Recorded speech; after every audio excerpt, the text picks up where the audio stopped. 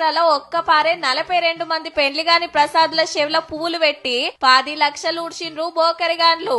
పెండ్లీడు దాటిన లగ్గం గానోళ్లకు సూటి పెట్టిండ్రు. ఇన్స్టాగ్రామ్, ఫేస్బుక్ లా అందమైన అమ్మాయిల ఫోటోలు ఫోన్లకు దించుకొని గవి చూపించిండ్రట. మేం అనాథాశ్రమం నడుపుతున్నాం, అయ్యవ్వలు లేని ఆడవిళ్లకు మేమే పెద్ద దిక్కు, ఒక్కొక్కలకు సపరేట్ గా లగ్గం చేయలేం, అందరికి ఒక్కపారే పెండ్లిళ్లు చేస్తామని వేరు వేరు జిల్లాలల్లా 42 మందిని మత్పరిచిండ్రట.